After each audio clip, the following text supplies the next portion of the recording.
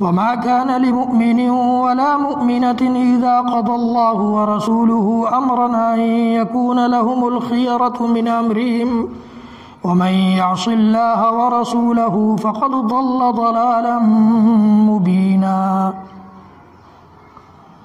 بزرگوں اور دوستوں، ملت اسلامیہ کے نوجوانوں، کئی جمعوں سے خطبے کا سلسلہ سورہ احزاب کی اس آیت نمبر 36 کی روشنی میں چل رہا ہے، جس میں اللہ رب العالمین نے قرآن پر ایمان رکھنے والوں کو یہ پیغام دیا ہے کہ کسی مومن مرد، کسی مومن عورت کے لیے، یعنی کسی بھی مسلمان، چاہے وہ مرد ہو یا عورت، اس کے لیے اللہ اور اس کے رسول کے حکم کے آنے کے بعد گنجائش باقی نہیں رہتی کہ وہ اس حکم کو چاہے تو مانے چاہے تو نہ مانے۔ کسی مسلمان کے لیے یہ قرآن کہتا ہے۔ ہم اور آپ جس کو چاہے مسلمان سمجھیں، جس کو چاہے مسلمان نہیں سمجھیں، کافر قرار دیں۔ ہمارے علماء اسٹیجوں سے بیٹھ کر کے، ممبر و محراب سے کھڑے ہو کر کے جس کو چاہے کافر کہہ دیں، لیکن یہ قرآن کا پیغام ہے، عرش والے کا پیغام ہے، ہم کو اور آپ کو پیدا کرنے والے کا پیغام ہے، ہمیں اور آپ کو اسلام کی دولت سے نوازنے والے کا پیغام ہے۔ جس نے اسلام کی دولت دی ہے اسی نے اسلام سے نکل جانے کا کے اسباب بھی بتائے ہیں کہ کس کس چیز سے انسان اسلام سے نکل جائے گا، اور اسی نے اسلام کو کس طرح سے ہم اپنے دل و دماغ میں اور اپنی زندگی میں مقام دیں گے اور اس کی جڑوں کو مضبوط کریں گے، یہ بھی بتایا ہے۔ تو اللہ رب العالمین نے اس آیت میں یہ پیغام دیا ہے کہ کسی بھی مومن مرد، کسی بھی مومن عورت کے لیے یہ گنجائش باقی نہیں رہتی کہ جب اللہ اور اس کے رسول کا حکم آ جائے، فیصلہ آ جائے، تو وہ اس کو مانے چاہے نہ مانے۔ اور پھر فرمایا کہ وَمَن يَعْصِ اللَّهَ وَرَسُولَهُ فَقَدْ ضَلَّ ضَلَالًا مُبِينًا، اللہ اور اس کے رسول کے حکم کے آنے کے بعد اگر کوئی نہیں مانتا ہے تو یہی نافرمانی ہے، یہی معصیت ہے۔ اور اللہ تعالیٰ نے فرمایا کہ جو ایسا کرے گا، اللہ اور اس کے رسول کے حکم کو نہیں مانے گا، اللہ اور اس کے رسول کے حکم کے بعد بھی منمانی کرے گا، تو وہ کھلی ہوئی گمراہی میں ہوگا۔ یہ قرآن کہتا ہے۔ قرآن کو اختیار ہے، چونکہ قرآن اللہ کا کلام ہے، اسے اختیار ہے کہ وہ جسے چاہے مومن کہے اور جسے چاہے گمراہ کہے۔ یعنی یہ کام کر کر کے اگر اللہ تعالیٰ کے پاس ہم پہنچتے ہیں تو ہم مومن قرار پائیں گے، مسلمان قرار پائیں گے، اور یہ کام اگر کر کے پہنچیں گے اللہ تعالیٰ کے ہاں تو ہم گمراہ قرار پائیں گے، اسلام کی دولت سے خالی ہاتھ پہنچیں گے۔ یہ اللہ تعالیٰ نے قرآن پاک میں مختلف مقام پر مختلف اندازوں میں، چونکہ ہم لوگ قرآن نہیں پڑھتے، ہمارا سماج قرآن سے بہت دور ہے، بہت دور ہے، سوائے میلاد کے میں سمجھتا ہوں کہ قرآن کو کبھی سن بھی نہیں پاتے ہوں گے، اتنی توفیق نہیں ہوتی ہوگی، اللہ ماشاء اللہ، اللہ تعالیٰ جس کو توفیق دے۔ آج ہر ہاتھ میں موبائل ہے، وہ جس وقت چاہے، جب چاہے قرآن سن سکتا ہے، قرآن کا ترجمہ سن سکتا ہے، اور دینی لیکچرز سن سکتا ہے، دینی پیغامات سن سکتا ہے جب چاہے۔ لیکن مسئلہ توفیق کا ہے، جب تک اللہ رب العالمین کی توفیق انسان کو نہیں ملتی ہے وہ کوئی نیکی کر ہی نہیں سکتا ہے۔ لا حول ولا قوت الا باللہ جو ہم لوگ کہتے ہیں، تو ہم لوگ یہ سمجھتے ہیں کہ کسی گندی چیز کو، کسی خراب چیز کو دیکھنے کے وقت لا حول ولا قوت الا باللہ پڑھا جائے یا پڑھا جاتا ہے، نہیں، اس کا مطلب یہ ہوتا ہے کہ کسی گناہ سے اطاعت کی طرف، فرما برداری کی طرف لوٹ جانا، دل و دماغ ہمارا بالکل پلٹ جائے اللہ کی نافرمانیوں سے اللہ کی فرما برداریوں کی طرف، اور اس کی قوت ہمیں حاصل ہو جائے کہ ہم اتنی صلاحیت ہمیں مل جائے کہ ہم اللہ کی نافرمانیوں کے بجائے اللہ کی فرمانبرداری کرنے لگ جائیں، رسول اکرم صلی اللہ علیہ وسلم کی نافرمانی کرنے کے بجائے فرمانبرداری کرنے لگ جائیں، تو یہ کہاں سے ہوتا ہے؟ الا باللہ، اللہ سے ہوتا ہے۔ تو اللہ سے توفیق مانگنا ضروری ہے۔ اللہ تعالی ہم سب کو قرآن پاک کے پیغامات کو سمجھنے، سننے، جاننے کی توفیق عنایت فرمائے۔ بڑی اہم چیز ہے یہ قرآن جو اللہ تعالیٰ نے ہمیں اور آپ کو دیا ہے، یہ بہت بڑی دولت ہے۔ ہم اس سے محروم ہیں، اس دولت سے صحیح معنوں میں فائدہ اٹھانے سے، صحیح معنوں میں فائدہ اٹھانے سے اس دولت سے ہم محروم ہیں۔ جس دن مسلمان قرآن کے قریب آ جائیں گے، اپنے رب کے قریب بھی آ جائیں گے، اپنے رسول کے قریب بھی آ جائیں گے۔ اس لیے کہ یہ قرآن رب کی قربت کا راستہ دکھلاتا ہے اور رسول کی رحمت تک پہنچنے کا راستہ دکھلاتا ہے، کہ کس طرح یہ پتہ چلے، کس طرح آدمی کو احساس ہو کہ رسول نے اپنی زندگی میں رحمت کس طرح سے بکھیری ہے، کس طرح سے ساری مخلوقوں کو، انسان ہی نہیں ساری مخلوقوں پر آپ نے مہربانی اور شفقت کا برتاؤ کس طرح سے کیا ہے۔ یہ کب پتہ چلے گا؟ جب قرآن پڑھیں گے۔ قرآن کہتا ہے اِنَّكَ لَعَلَىٰ خُلُقٍ عَظِيمٍ، اِنَّكَ لَعَلَىٰ خُلُقٍ عَظِيمٍ۔ اخلاق کا جو سب سے اونچا مرتبہ ہو سکتا ہے، جو سب سے اونچی چوٹی ہو سکتی ہے، اس مرتبے اور اس چوٹی پر اے نبی آپ فائز ہیں، آپ وہاں تک پہنچے ہوئے ہیں۔ یہ کب پتہ چلے گا؟ جب قرآن پڑھیں گے۔ اسی طرح سے قرآن جب پڑھیں گے تو معلوم ہوگا کہ اللہ تعالیٰ کے نزدیک انسان کے اسلام کی قدر و قیمت اسی وقت تک ہے جب تک وہ اللہ کی بات مانتا رہے، رسول اکرم صلی اللہ علیہ وسلم کی بات مانتا رہے۔ ورنہ دنیا کا ہر انسان کہے کہ ہم اسلام کو مانتے ہیں، اسلام کو مانتے ہیں، اسلام کو مانتے ہیں، تو مانتا رہے۔ اسلام نازل کرنے والے کے حکم کے مطابق اسلام کو نہیں مانا جائے گا تو ماننے سے کیا ہوتا ہے، یا دعویٰ کرنے سے کیا ہوتا ہے؟ جس نے اسلام کی دولت سے ہمیں اور آپ کو نوازا ہے، جس نے اسلام کو بھیجا ہے، جس نے اس انسانیت کی رہنمائی کے لیے، اس انسانیت کی پیشوائی کے لیے، اس انسانیت کو سیدھی راہ پر چلانے کے لیے یہ مذہب نازل کیا ہے، اس نے جس طرح سے اس پر چلنے کا، جس طرح سے اس کو فالو کرنے کا، جس طرح اس کی پیروی کرنے کا حکم دیا ہے، اس طرح کریں گے تو اسلام صحیح معنوں میں ہمارے دل و دماغ میں، ہماری زندگی میں اتر جائے گا، اتر جائے گا۔ اور جب اتر جائے گا تو ہم اللہ کے قریب ہو جائیں گے، اور جب اللہ کے قریب ہو جائیں گے تو دنیا سے چاہے دوری ہو، دنیا ہمارا کچھ نہیں بگاڑ سکتی ہے۔ میں نے کئی بار بے شمار مرتبہ آپ کے سامنے اللہ کے نبی صلی اللہ علیہ وسلم کے دور کی چیزوں کو اور صحابہ کرام کی زندگی کی کچھ واقعات کو ایسا بیان کیا ہے جس سے پتہ چلتا ہے کہ وہ نہتے تھے، کم تعداد میں تھے، پھر بھی غالب رہتے تھے، پھر بھی ان کو فتح نصیب ہوتی تھی، وہی جیتتے تھے۔ کیوں؟ یہ ہم اور آپ تالی تو بجا لیتے ہیں، واہ واہ کر لیتے ہیں، اللہ تعالیٰ نے کامیاب کر دیا، آج ہمیں کامیاب نہیں کرتا ہے۔ کیوں؟ یہ نہیں سوچتے کہ وہ کیسے کامیاب تھے اور ہم کیوں ناکام ہیں۔ اتنی فرصت نہیں ہمارے پاس، شاید آنکھ بند ہونے کے بعد وہ فرصت آئے، لیکن وہ بیکار فرصت ہوگی، اس میں کوئی فائدہ نہیں ہوگا۔ یہ دنیا جب تک ہماری آنکھ کھلی ہوئی ہے اور جب تک ہم موت کی بیماری میں نہیں پہنچ رہے ہیں، مرض الموت میں جب تک نہیں پہنچتے ہیں، تب تک ہمیں یہ اجازت ہے اور ہمیں یہ چھوٹ ہے کہ ہم اس زندگی سے جس طرح چاہیں فائدہ اٹھا لیں، جس طرح چاہیں فائدہ اٹھا لیں، توبہ کر کے، استغفار کر کے، اللہ کے قریب آ کر کے، رسول اکرم صلی اللہ علیہ وسلم کی پیروی کر کے، قرآن کو سمجھ کر کے، قرآن کو اپنی زندگی میں اتار کر کے، قرآن کے سانچے میں اپنی زندگی کو ڈھال کر کے، اللہ کے رنگ میں اپنے آپ کو اور اپنے سماج کو رنگ کر کے ہم اسی وقت تک فرصت پاتے ہیں، اس کے بعد فرصت نہیں ہے۔ آپ کی سانس چلتی رہے گی، مرض الموت میں آپ کی سانس چل رہی ہوگی، پھر بھی آپ کو اس کا فائدہ نہیں ہوگا کہ آپ اس وقت توبہ کریں، فائدہ نہیں ہوگا۔ اللہ کے رسول صلی اللہ علیہ وسلم کی حدیث ہے ان اللہ یقبل توبۃ العبد ما لم یغرغر، جب تک وہ غرغرے کی حالت میں، جب تک سکرات کے عالم میں نہ پہنچ جائے تب تک اللہ تعالیٰ توبہ قبول کرتا ہے۔ سکرات میں پہنچنے کے بعد توبہ قبول نہیں ہوتی۔ فرعون جب ڈوبنے لگا تھا تو کہا کہ میں ایمان لاتا ہوں اس رب پر جو موسیٰ کا رب ہے اور بنو اسرائیل کا رب ہے۔ اللہ تعالیٰ نے فرمایا کہ الآن وقد عصیت قبل وکنت من المفسدین، وہ ایمان وہ بھی لے آیا تھا، لیکن ڈوبنے کے وقت کا ایمان، مرنے کے وقت کا ایمان اللہ تعالیٰ نہیں چاہتا۔ اللہ تعالیٰ زندہ ایمان چاہتا ہے، مرا ہوا ایمان اللہ تعالیٰ کو نہیں چاہیے۔ ہم مر رہے ہیں، جب اللہ کو یقین ہو گیا کہ اب ہماری زندگی نہیں بچے گی، تب ہم اللہ تعالیٰ کو یاد کریں تو کوئی فائدہ نہیں ہوگا۔ اس لیے ہر آدمی، ہر انسان، مرد ہو یا عورت، اس موقع کو غنیمت جانے اور اللہ اور اس کے رسول کے حکم کو وہ ہر وقت ماننے کے لیے تیار رہے کہ جیسے ہی اللہ کا کوئی حکم آئے گا، رسول اکرم صلی اللہ علیہ وسلم کا کوئی حکم آئے گا تو ہم اس سے روگردانی نہیں کر سکتے۔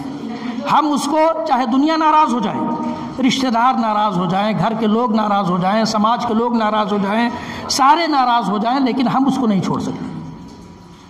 یہ ایک مومن اور مسلمان کی پہچان اس آیت کی روشنی میں، میں اپنی طرف سے نہیں کہہ رہا ہوں، اللہ تعالیٰ نے کہا کہ وَمَا كَانَ لِمُؤْمِنٍ ولا مؤمنۃ اذا قضى اللہ ورسولہ امرا ان یکون لهم الخیرۃ من امرہم، کسی بھی مومن مرد کو، کسی بھی مومن عورت کو اختیار باقی نہیں رہتا، گنجائش اس کے لیے نہیں رہ جاتی کہ وہ اللہ کا فیصلہ آ جائے، اللہ کا حکم آ جائے، یا رسول اکرم صلی اللہ علیہ وسلم کا فیصلہ آ جائے، رسول اکرم صلی اللہ علیہ وسلم کا حکم آ جائے تو وہ اس کو چاہے تو تسلیم کرے چاہے تو چھوڑ دے، یہ اختیار باقی نہیں رہتا ہے۔ یہی مطلب ہے اس آیت کا۔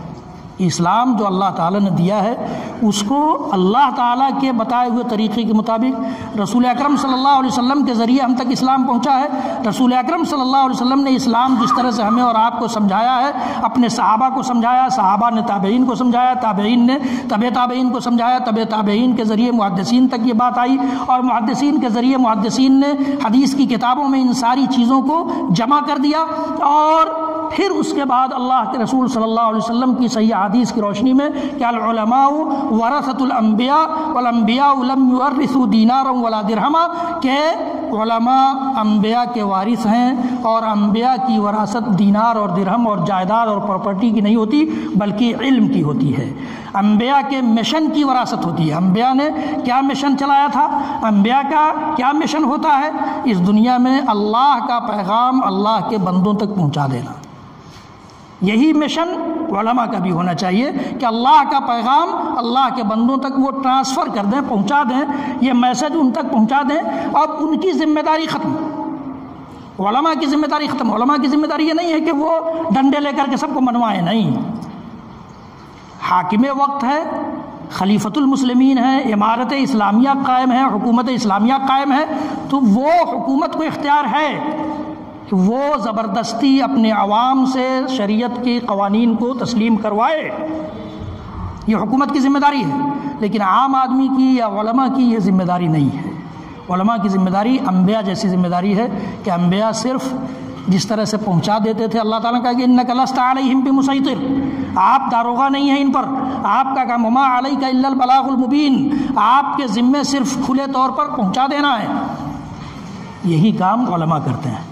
تو میں یہ کہہ رہا تھا کہ اللہ تعالیٰ نے، رسول اکرم صلی اللہ علیہ وسلم نے جس دین کو ہم تک آپ تک پہنچایا ہے، انہوں نے جس طرح سے سمجھایا ہے، جس طرح سے پہنچایا ہے، اسی طرح مانیں گے تو ہم دیندار قرار پائیں گے، ورنہ ہم دیندار نہیں ہیں۔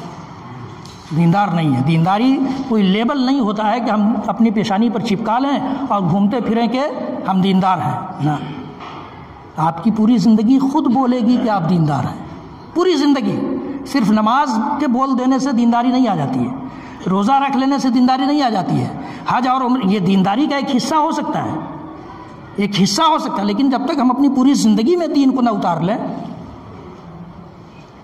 تب تک دینداری کا لیبل نہیں لگے گا۔ اللہ تعالیٰ کیا دنیا لگا سکتی ہے، دنیا لگاتی ہے، اپنے آپ کو خود ہی کہنے کے لیے تیار رہتی کہ ہم دیندار، ہم ایماندار ہیں۔ ایماندار پر تو بہت ساری بات ہوئی، ہم ایماندار، کوئی بھی آدمی ایماندار سے کم نہیں ہے، ہر آدمی ایماندار ہے، لیکن ایمان کا ڈیفینیشن صحیح معنوں میں نہیں معلوم ہے کسی کو۔ ایمان کس کو کہا جاتا ہے یہ نہیں پتہ ہے، لیکن پھر بھی وہ ایماندار ہے۔ اللہ تعالیٰ ہم سب کو سچا ایماندار بنا دے، ایمان کو سمجھنے، ایمان کو برتنے، ایمان کے رنگ میں اپنے آپ کو رنگ لینے والا ایماندار بنا دے۔ تو اللہ تعالیٰ کا یہ فیصلہ کہ کوئی مومن مرد، کوئی مومن عورت جب تک اللہ اور اس کے رسول کے حکم کو نہیں مان لے وہ معصیت اور نافرمان قرار پائے گا، معصیت کرنے والا، نافرمانی کرنے والا قرار پائے گا، اور وہ کھلی ہوئی گمراہی میں ہوگا۔ آپ دیکھیے اس سلسلے میں بہت ساری حدیثیں اللہ کے نبی صلی اللہ علیہ وسلم کی زندگی کے اور آپ کے بعد کے ادوار کے صحابہ کرام، ابو بکر صدیق رضی اللہ تعالیٰ عنہ، حضرت عمر بن الخطاب رضی اللہ تعالیٰ عنہ اور دیگر صحابہ کی بات آئی اس سے پہلے۔ اللہ کے نبی صلی اللہ علیہ وسلم کے دور میں ایک اور واقعہ پیش آیا، اسی طرح سے جمعہ کا خطبہ ہو رہا تھا، اور عبداللہ بن مسعود رضی اللہ تعالیٰ عنہ بہت ہی قریبی صحابی اللہ کے نبی صلی اللہ علیہ وسلم، خادم الرسول ہیں، لوٹا لے کر کے ہمیشہ بیٹھے رہتے تھے کہ اللہ کے رسول کو جب پانی کی ضرورت ہوگی تو ہم لا کے دیں۔ عبداللہ بن مسعود رضی اللہ تعالیٰ عنہ ایک مرتبہ اتفاق سے جمعہ کے دن پیچھے رہ گئے، نہیں آ پائے، لیٹ سے آئے، تو لیٹ سے آئے تو اللہ کے نبی صلی اللہ علیہ وسلم کسی کو کہہ رہے تھے اجلس، بیٹھ جا۔ عربی زبان میں اجلس کا مطلب ہوتا ہے سٹ ڈاؤن، بیٹھو۔ تو عبداللہ بن مسعود رضی اللہ تعالیٰ عنہ مسجد کے گیٹ پر تھے، ان کے کان میں آواز پڑی کہ اللہ کے رسول کہہ رہے ہیں بیٹھ جا، وہیں بیٹھ گئے، وہیں بیٹھ گئے۔ صحیح مسلم کی روایت ہے یہ. وہیں بیٹھ گئے. اللہ کے نبی صلی اللہ علیہ وسلم نے کہا کہ عبداللہ میں نے تم سے بیٹھنے کے لیے نہیں کہا, تمہاری جگہ یہاں ہے, تم یہاں آؤ, اگلی صف میں آؤ. یہ عبداللہ بن مسعود رضی اللہ تعالیٰ عنہ کی پیروی دیکھیے اللہ کے نبی صلی اللہ علیہ وسلم. اللہ کے نبی صلی اللہ علیہ وسلم کی پوری زندگی, آپ نے اپنی زندگی میں اپنی بیٹیوں کی شادیاں کیں, صحابہ کرام کی شادیاں کی. شادیوں کے لیے نمونہ ہم کیوں نہیں لیتے ہیں وہاں سے, کیوں نہیں لیتے ہیں؟ اور جب کوئی مسئلہ ایسا آ جاتا ہے تو اس پر واویلا مچاتے ہیں. خوب مزے لے کر کے اس ہفتے میں سنا گیا ہے اس ویڈیو کو جو کسی لڑکی کے خودکشی کا ویڈیو ہے. خوب مزے لے کر لوگوں نے سنا ہے اور افسوس بھی کیا ہے. لیکن کیا اس افسوس کی وجہ خود ہم نہیں ہے, وہ سننے والا نہیں ہے؟ ہم میں سے ہر شخص ذمہ دار ہے. مان لیجیے آج وہاں وہ واقعہ ہو گیا, کل یہاں بھی ہو سکتا ہے. ہم بھی اس کے سبب بنتے ہیں, ہمارا سماج نہیں بنتا. ہمارے یہاں کے اخبارات اور ہمارے یہاں کی نیوز ان چیزوں سے نہیں بھرے پڑے رہتے ہیں. اس کا ذمہ دار کون ہے؟ الا وکلکم مسئول عن رعیتہ, کلکم مسئول وکلکم مسئول عن رعیتہ. تم میں سے ہر شخص ذمہ دار ہے اور ہر شخص سے اس کی ذمہ داریوں کے بارے میں اللہ تعالیٰ پوچھے گا. نہ آسان معاملہ نہیں ہے. اللہ کے نبی صلی اللہ علیہ وسلم نے بچوں کی تربیت کرنے کو کہا ہے. کیوں؟ تاکہ بچے دنیا میں مشکل سے مشکل ترین وقت آ جائے اس کو فیس کر سکیں, اس کا مقابلہ کر سکیں. یہ بزدلی کا ثبوت ہے کہ انسان اپنے آپ کو مار لے, اپنی جان ہی گنوا لے. نہیں, شریعت اس کی اجازت نہیں دیتی ہے. اللہ تعالیٰ کی دی ہوئی نعمت ہے جان. یہ جان, یہ زندگی اللہ تعالیٰ کی دی ہوئی نعمت ہے. اللہ کے رسول صلی اللہ علیہ وسلم نے دعا سکھلائی, دعا کی کہ اگر یہ دنیا ہمارے لیے خیر کے حساب سے نیکیوں میں بڑھوتری کے لیے ہماری زندگی ہے تو اس زندگی کو بڑھا دے, اور اگر برائیوں میں زیادتی کے لیے برائیاں بڑھ جائیں تو ایسی زندگی سے ہم کو محفوظ کر لے, بچا لے. ایسی زندگی ہمیں نہیں چاہیے. کہ اللہ کے رسول دعا کرتے تھے. اللہ کے رسول صلی اللہ علیہ وسلم نے فرمایا کہ کوئی موت کی تمنا نہیں کرے. کوئی بھی انسان موت کی تمنا تک نہیں کر سکتا ہے, اللہ کے رسول صلی اللہ علیہ وسلم نے فرمایا. ہاں, اگر وہ بہت زیادہ اس زندگی سے تنگ آ گیا ہے, بہت زیادہ پریشان ہے, تو وہ یہ کہہ سکتا ہے کہ اللہ میرے لیے اگر زندگی بہتر ہے تو زندہ رکھ, اور اگر موت بہتر ہے تو موت دے دے. اتنی گنجائش ہے. تو موت, اپنے آپ کو موت دے لے انسان, مار لے, یہ اسلامی شعار نہیں ہے. اسلام کا, اللہ کے نبی صلی اللہ علیہ وسلم نے تو یہاں تک فرمایا کہ اس دنیا میں جو انسان جس چیز سے خودکشی کرے گا, لوہے سے مار کر کے, چھری مار کر کے, یا جلا کر کے, ڈوب کر کے, اسی قسم کی سزا جہنم میں اس کو ملے گی. جہنم میں اسی طرح سے وہ ہمیشہ کرتا رہے گا. اپنے آپ کو مارے گا, وہاں تو موت آنی نہیں ہے, مارے گا, تکلیف اٹھائے گا, پھر ٹھیک ہو جائے گا, پھر مارے گا. یہ اللہ کے نبی صلی اللہ علیہ وسلم نے فرمایا. ایک شخص, ایک صحابی جہاد کرتے ہیں, اور جہاد کرتے کرتے بہت سارے لوگوں کو قتل کرتے ہیں, اور اسی درمیان ان کو زخم لگ جاتا ہے, اور پھر وہ کہیں مردہ پائے جاتے ہیں. تو صحابہ نے کہا کہ یہ تو جنتی ہو گیا. اللہ کے رسول صلی اللہ علیہ وسلم نے فرمایا کہ تمہیں کون سا اختیار ہے کہ تم جنتی کہہ سکتے ہو کسی. صحابی ہیں. ہم لوگ تو فوراً سرٹیفکیٹ دے دیتے ہیں کہ جنت یہ جہنم, یہ جنت یہ جہنم. ہمارے ہاں یہ رواج ہے. لیکن اللہ کے رسول نے منع کیا کہ نہیں, تمہیں یہ اختیار نہیں ہے کہ تم کسی کو جنتی قرار دو, کسی کو جہنمی قرار دو. تمہیں پتہ ہے وہ اپنے زخم سے تنگ آ کر کے, پریشان ہو کر کے, اس کے پاس جو ہتھیار تھا اس ہتھیار پر خود اپنے آپ کو ڈال کر مرا ہے, خودکشی کیا ہے اس نے. تو یہ اپنے بچوں کو سکھلانا ہوگا. یہ دنیا ہے, دنیا میں خوشحالی بھی ہوتی ہے, تنگحالی بھی ہوتی ہے. دنیا میں مصیبتیں بھی آتی ہیں, پریشانیاں بھی آتی ہیں, آسانیاں بھی ہوتی ہیں. بچوں کو کون بتائے گا؟ ہماری آپ کی ذمہ داری ہے. اور پھر بچوں کو یہ بتایا جائے کہ پریشانیوں کے اوقات میں, مصیبتوں کے اوقات میں, مشکلات کے اوقات میں صبر کرنا ہے. آپ کو میں نے وہ واقعہ سنایا تھا اس بڑھیا کا جو مرگی کے دورے کی مریض تھی. اللہ کے نبی صلی اللہ علیہ وسلم کے پاس آتی ہے اور کہتی ہے کہ اللہ کے رسول مجھے مرگی کا دورہ آتا ہے بار بار, دعا کر دیجئے اللہ تعالیٰ سے کہ اللہ تعالیٰ مجھے اس سے شفا دے دے, نجات دے دے. تو اللہ کے رسول صلی اللہ علیہ وسلم نے فرمایا کہ اگر تم صبر کر لیتی تو میں تمہارے لیے جنت کی ضمانت دیتا ہوں.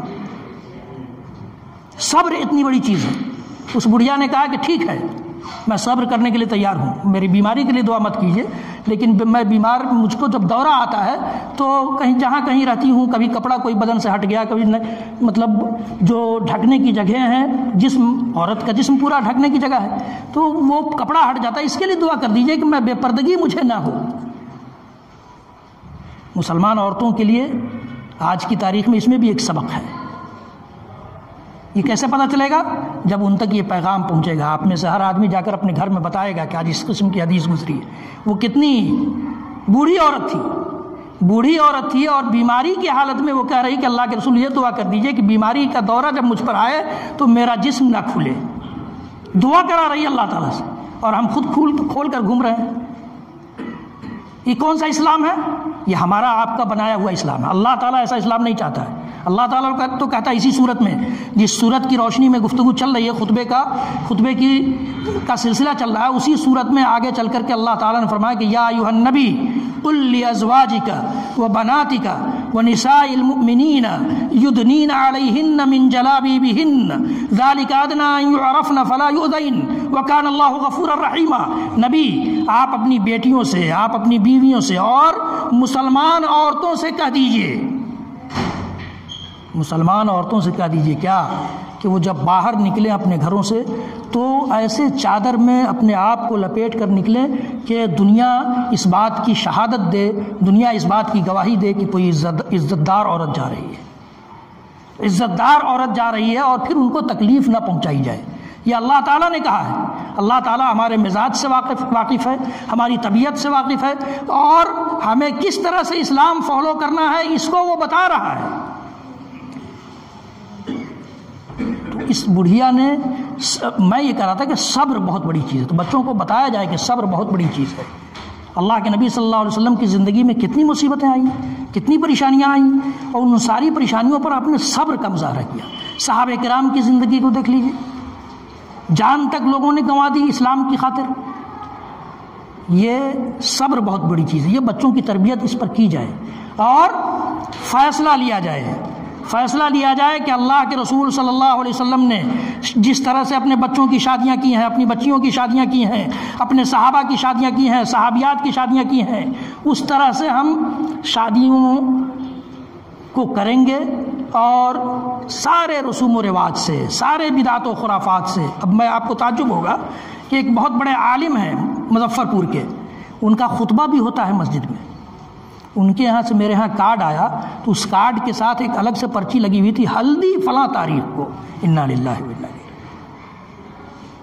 اب وہ نکاح بھی پڑھاتے ہیں، نکاح کا خطبہ بھی دیتے ہیں، نکاح میں تقریر بھی کرتے ہیں۔ مجھے سن کر تعجب ہوا کہ ایک عالم جب یہ کرے گا تو عوام کیا کرے گی؟ عوام کیا کرے گی؟ یہ رونے کا مقام ہے۔ بڑی عبرتناک انجام ہمارا ہونے جا رہا ہے، بہت زیادہ۔ آج ایک لڑکی نے خودکشی کی ہے، جس کا ویڈیو وائرل ہو گیا تو ہم سمجھ رہے ہیں کہ ایک ہی ہے، حالانکہ بہت ساری لڑکیاں ہیں، بہت ساری لڑکیاں جان دے دیتی ہیں۔ اس کے ہم ذمہ دار ہیں، اس کے ہم ذمہ دار ہیں۔ اللہ کے نبی صلی اللہ علیہ وسلم نے شادی کا کیا معیار دیا ہے، اور ہم نے کیا معیار بنایا؟ اللہ کے نبی صلی اللہ علیہ وسلم فرماتے ہیں من ترضون دینہ وخلقہ فزوجوہ والا تفعلوہ تکن فتنۃ فی الارض وفساد عریض۔ دیکھو، کوئی دیندار اور اخلاق مند لڑکا یا لڑکی تمہیں مل جائے تو شادی کر دو، ورنہ یہ زمین فتنے سے بھر جائے گی۔ زمین فتنے ہی کا حصہ ہے کہ آدمی، لڑکیاں خودکشی کر رہی ہیں، عورتیں خودکشی کر رہی ہیں، اپنے آپ کو مار لے رہی ہیں، کیوں؟ یہ فتنہ ہے۔ اللہ کے نبی صلی اللہ علیہ وسلم نے فرمایا کہ تنکح المرأۃ لأربع، کسی بھی عورت سے چار بنیادوں پر شادیاں کی جاتی ہیں۔ لجمالہا، کچھ لوگ خوبصورتی دیکھتے ہیں، ولمالہا، کچھ لوگ مال دیکھتے ہیں، ولحسبہا، کچھ لوگ فیملی دیکھتے ہیں کہ کتنے اونچے خاندان کی لڑکی ہے، ولدینہا، اور کچھ لوگ دین دیکھتے ہیں، دین بھی دیکھتے ہیں۔ فاصفر بذات الدین تربت یداک، اللہ کے رسول فرماتے ہیں کہ تمہارے ہاتھ خاک آلود ہوں، تم لوگ دیندار عورت اور دیندار بچی کو ترجیح دے کر کے کامیابی تک پہنچ جاؤ۔ الدنیا کلھا متاع وخیر متاع الدنیا المرأۃ الصالحہ، اللہ کے رسول فرماتے ہیں کہ دنیا نام ہی ہے سامان کا، دنیا میں ہر چیز سامان ہے، انسان کی زندگی کو گزارنے کا سامان ہے دنیا، اور سب سے بہترین سامان اس دنیا میں جو ایک انسان حاصل کر سکتا ہے وہ نیک بیوی ہے، نیک بیوی اللہ کے رسول فرماتے ہیں کہ سب سے قیمتی سرمایہ ہے ایک انسان کے لیے اس دنیا میں۔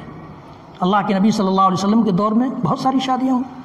یہ جو آیت میں نے پڑھی اس کے شان نزول میں بھی اتفاق ہے کہ اس کے شان نزول میں بھی بہت سارے مفسرین نے ایک واقعہ درج کیا ہے، جو امام احمد بن حنبل رحمۃ اللہ علیہ نے اپنے مسند میں اس کو درج کیا ہے کہ اللہ کے رسول صلی اللہ علیہ وسلم کے دور میں ایک صحابی تھے جلیبیب رضی اللہ تعالیٰ عنہ۔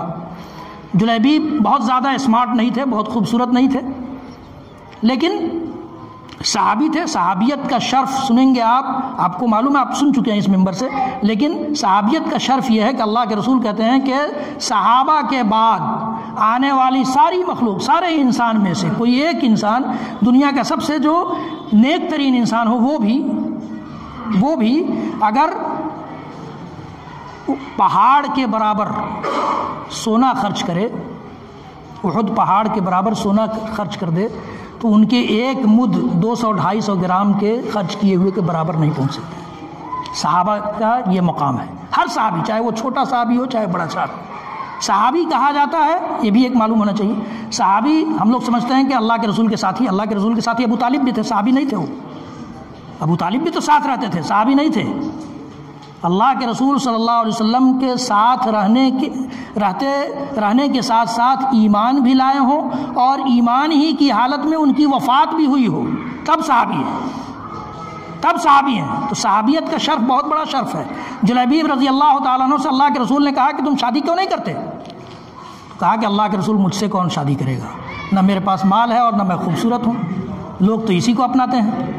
کہا کہ جاؤ فلاں انصار صحابی کے دروازے پر دروازہ کھٹکھٹانا اور ان کو کہنا کہ رسول اکرم صلی اللہ علیہ وسلم نے تمہیں سلام بھیجا ہے، اور جب وہ سلام کا جواب دے لے تب ان کو بتانا کہ اللہ کے رسول صلی اللہ علیہ وسلم نے یہ حکم دیا ہے تمہیں کہ تم اپنی بچی کی شادی مجھ سے کر دو۔ وہ صحابی جلیبیب رضی اللہ تعالیٰ عنہ، اللہ کے رسول کا حکم تھا، جانا ہی تھا، گئے، دروازہ کھٹکھٹایا، سلام کیا اور کہا کہ اللہ کے رسول صلی اللہ علیہ وسلم نے تم لوگوں کو سلام بھیجا ہے۔ خوشی کا ماحول بن گیا، سب لوگ خوش ہو گئے کہ اللہ کے رسول نے سلام بھیجا ہے، بہت بڑی بات ہے۔ اس کے بعد کہا کہ اللہ کے رسول صلی اللہ علیہ وسلم نے ایک حکم بھی دیا ہے تمہیں۔ کیا حکم دیا ہے؟ کہ تم اپنی بچی کی شادی مجھ سے کر دو۔ اب وہ خوشی غم میں بدل گیا۔ وہ صحابی گئے، کہا کہ اچھا رکو تم، میں اپنی اہلیہ سے گفتگو کر لوں، مشورہ کر لوں۔ گھر میں گئے، بیوی نے کہا کہ کیا بات کرتے ہیں، ایسے ہی انسان سے، ایسے نوجوان سے میری بچی کی شادی ہوگی؟ ایسا ہو ہی نہیں سکتا ہے، جس کے پاس نہ مال ہے نہ خوبصورتی ہے، ایسا کیسے ہو سکتا ہے؟ لیکن صحابہ کرام کے اسی ماحول میں رسول اکرم صلی اللہ علیہ وسلم کی تربیت کی برکت یہ تھی کہ گھر سے وہ بچی گھر کے کسی کونے سے سن رہی تھی، گھر کے کسی کونے میں تھی اور اپنے والدین کی گفتگو سن رہی تھی۔ وہ فوراً نکل کر آئی اور کہا کہ ابا جان اور امی جان یہ جان لیجئے اللہ کے رسول صلی اللہ علیہ وسلم نے جو رشتہ میرے لیے بھیجا ہے میں اسی رشتے کو منظور کرتی ہوں اور میں اسی سے شادی کروں گی، آپ لوگ اس سے چاہے راضی ہو چاہے ناراض ہو، آپ راضی ہو چاہے ناراض ہو، رسول اکرم صلی اللہ علیہ وسلم نے جو رشتہ بھیجا ہے میں اس کو ٹھکرا نہیں سکتی ہوں۔ شادی ہو جاتی ہے اور کچھ ہی دنوں کے بعد جلیبیب رضی اللہ تعالیٰ عنہ ایک جنگ میں 7 لوگوں کو قتل کر کے شہید ہو جاتے ہیں۔ اللہ کے رسول صلی اللہ علیہ وسلم نے جنگ ختم ہونے کے بعد پوچھا صحابہ سے کہ حل تفقد من احد، تم کسی کو غائب پا رہے ہو؟ کہا صحابہ نے کہ نہیں کوئی غائب نہیں ہے۔ پھر پوچھا کہ کوئی غائب تو نہیں ہے؟ کہا کہ نہیں کوئی غائب نہیں ہے۔ پھر تیسری بار کہا کہ میں جلیبیب کو نہیں دیکھ رہا ہوں، ڈھونڈو کہاں ہے؟ جلیبیب رضی اللہ تعالیٰ عنہ کو ڈھونڈ کر لایا گیا اور ڈھونڈا گیا تو اللہ کے رسول نے کہا کہ جلیبیب یہاں ہے اللہ کے رسول، اور وہاں پہنچے تو دیکھا کہ 7 کافر گرے ہوئے ہیں۔ اللہ کے رسول نے کہا کہ قتلہم فقتلوہ، جلیبیب نے ان 7 کو قتل کیا اور ان لوگوں نے مل کر کے ایسا وار ان پر کیا کہ یہ بھی شہید ہو گئے، اور پھر اللہ کے رسول نے خود اپنے ہاتھوں سے اٹھا کر کے ان کو دفن کیا، ان کے اپنے ہاتھوں میں اٹھا کر کے دفن کیا۔ ان کے جسم پر 80 سے زیادہ وار کے نشان تھے، 80 سے زیادہ زخم تھے، اور پھر اس لڑکی کے لیے اللہ کے رسول نے ایسی دعا کی کہ اس کے دیے ہوئے مال سے مدینہ کے کئی گھرانے پلتے تھے، برکت اتنی ہوئی اللہ کے رسول کے حکم۔ اللہ کے رسول کے حکم کو ماننے کی برکت یہ ہوئی کہ اس کے گھر سے کئی گھرانے مدینہ میں پلتے تھے، وہ اتنا خرچ کرتی تھی گھر مدینہ والوں کو۔ تو اللہ کے رسول صلی اللہ علیہ وسلم کی تربیت صحابہ کرام کی، کیا ہم اپنے بچوں کی ایسی تربیت نہیں؟ ہم تو خود لالچی بن جاتے ہیں ایسے موقع سے، خود لالچ میں پھنس جاتے ہیں کہ جو آ جائے آنے دو۔ وہ کتنے دن آپ کے کام آئے گا بھائی؟ جو سامان آئے گا آپ کے پاس، جو مال آپ لیں گے، وہ کتنے دن آپ کے کام آئے گا؟ آپ یہ گناہ بے لذت کیوں کرتے ہیں؟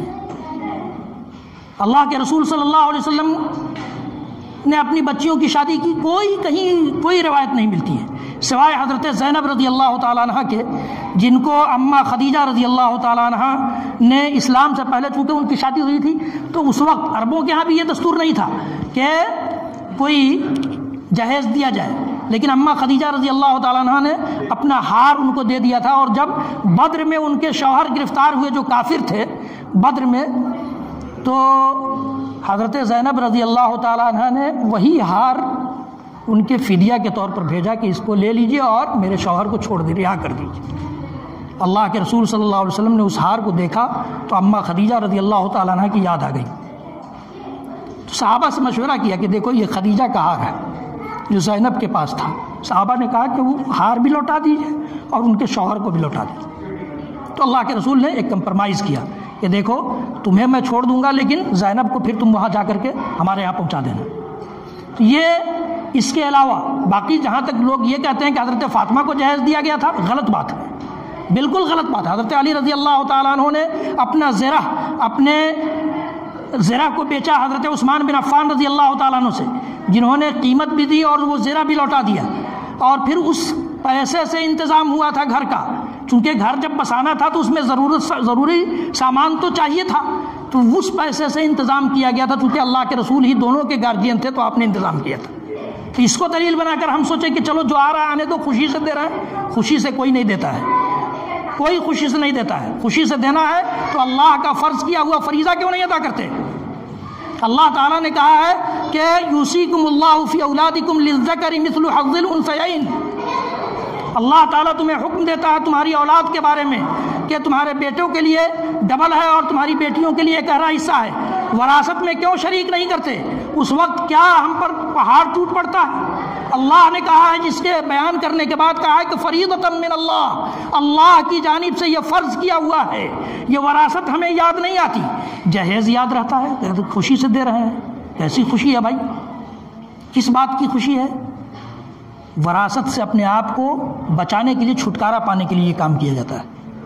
اللہ تعالیٰ کے یہاں چھٹکارا نہیں ملے گا۔ اللہ تعالیٰ آپ اپنی بیٹی کو کچھ نہیں دے کر کے رخصت کر دیں گے تو بھی نہیں پوچھے گا کہ تم نے ایسا کیوں کیا تھا، لیکن اگر وراثت نہیں دیں گے تو اللہ تعالیٰ پکڑ لے گا کہ تم نے حق مارا ہے اپنی بیٹی کا، وہ بھی آپ کی اولاد ہے، تو صرف اسی وقت تک اولاد ہے جب آپ جہیز دے کر اس کو رخصت کر دیں۔ یہ ہندوستان کے رسوم و رواج اور ہندوستانی لوگوں سے لوگوں نے سیکھا ہے۔ ان کے ہاں کنیا دان ہوتا ہے، ان کے ہاں کوئی حصہ نہیں، اب تو یہاں کے قانون نے ان کا بھی حصہ بنا دیا ہے، لیکن ان کے ہاں باضابطہ شرعی طور پر، یعنی ان کے مذہبی طور پر کوئی حصہ نہیں ہے۔ بیٹی کی رخصتی کے بعد کوئی حصہ نہیں بنتا ہے، تو انہی سے ہم لوگوں نے اس کو لیا ہے، انہی لوگوں سے ہم لوگوں نے اس کو لے لیا اور سمجھا کہ بس یہ ادا کر دو، بات ختم، ذمہ داری نبھ گئی، ہو گیا۔ اصل ذمہ داری جس سے اللہ تعالیٰ آپ کو پکڑ لے گا وہ ادا نہیں ہوئی۔ اس سلسلے میں شادی بیاہ کے رسوم و رواج اور اللہ کے نبی صلی اللہ علیہ وسلم کے دور میں، صحابہ کرام کے دور میں، تابعین اعظام نے، تبع تابعین نے، اور اس دور میں بھی، ایسا نہیں کہ اس دور میں یہ دور بانج دور ہے، نہیں، اس دور میں بھی ایسے لوگ ہیں جو اس طرح کی شادیاں کرتے ہیں۔ میں آپ ساری مثالیں آپ کو دوں گا انشاءاللہ العزیز، اگلے خطبوں میں یہ بات آپ سنیں گے، جانیں گے، سمجھیں گے۔ صرف افسوس کر لینا کافی نہیں ہے، وہ افسوس ہمارے سماج میں بھی ہوتا ہے۔ اتنی دور کی خبر آ گئی تو ہم افسوس کر رہے ہیں، ہمارے سماج میں بھی یہ چیزیں ہوتی ہیں، روز ہوتی ہیں، ہمارے آنکھوں کے سامنے ہوتی ہیں۔ ہم اس کو ٹال دیتے ہیں کہ عورتوں کا معاملہ عورتیں جانیں، اور عورتیں کہتی ہیں کہ مرد جانیں۔ اللہ تعالیٰ کے ہاں نہ تو عورتوں پر ٹال سکتے ہیں، نہ عورتیں مرد پر ٹال سکتی ہیں۔ اللہ تعالیٰ نے تو عورتوں پر آپ کو حاکم بنایا ہے۔ کیسے حاکم ہیں آپ؟ کیا آپ یہ کہہ کر اپنا پلہ جھاڑ لیتے ہیں کہ عورتوں کا معاملہ ہے، آپ کا معاملہ نہیں ہے؟ گھر کے اتنے بڑے بڑے فیصلے عورتیں کر لیں، آپ کچھ نہیں اس میں رول ادا کرتے ہیں۔ انا للہ و انا الیہ، اگر یہ واقعی سچ ہے تو انا للہ پڑھیے، اور اگر سچ نہیں ہے، جھوٹ ہے، تو دنیا والوں کے سامنے آپ بچ جائیں گے، اللہ رب العالمین کے سامنے نہیں بچیں گے۔ اللہ تعالی ہم سب کو کہنے سننے سے زیادہ عمل کی توفیق بخشے۔